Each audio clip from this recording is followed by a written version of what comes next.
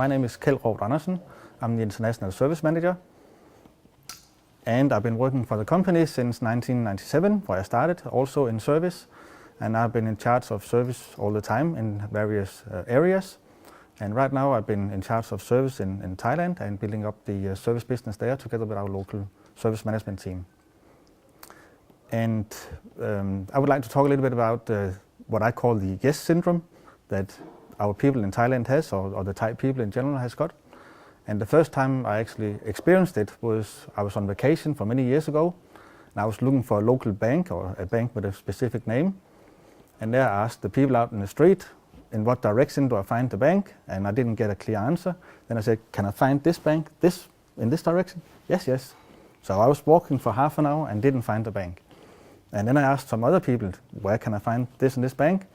And they were not very clear. So I said, can I find the bank in this direction? And they said, yes. So I was again walking there. And then I realized that I didn't understand what I said. And they have got this yes syndrome. They can't say no. So every time that they are a little bit in doubt, then they always say yes. And with the management team in service in Thailand, there I have been, as I said earlier, been in charge of building up the service business. And of course I had to go and visit our local management team. And I came up with some plans that I thought we should do, and I took into consideration what I thought their cultural differences that we have between us. And we made some plans together. And we were sitting and discussing it, and I was asking, do you understand what I'm saying? Yes. Do you understand where we need to go? Yes. Do we agree on this time frame and these plans? Yes. And we did that for 2 or 3 days, and then I went back home, and then we agreed to follow up on it the next month. And then I went out there again and tried to follow up on our plans, and nothing really has happened. And at that time, then I thought, okay, what went wrong? And I tried to go in and talk to them about why has nothing been happening here. And then I realized that they didn't really understand what it was that we agreed on. So we tried to make some other plans, and then I tried to turn my questions around a little bit and ask around the subjects to make sure that I also understood what they have understood from it, and then make the plans again with new deadlines and everything. And then I went back home, came down there again, and a little bit of things has happened. There was progress, but not too much. So that's work in progress, and you really have to make sure that they understand what it is that you've been talking about and what it is that you have agreed.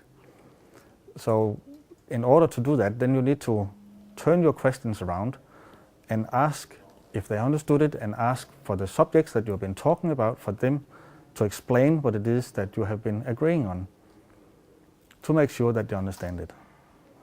And sometimes it's not easy, because you really need to focus on the way that you ask the questions, and not only try to listen to what you would like to hear, but have to really put your ears out and think about what is it they're saying, and then interpret it in the way, because there's also a language barrier sometimes. Then you have to interpret it in your way so you fully understand what it is that they're saying yes to. And when you've got a very good relationship with them, then they'll also admit you're absolutely right. We can't say no. That is in our cultural, the way we are brought up, and that is just how we are. And it's something to do also with that we can't lose face. So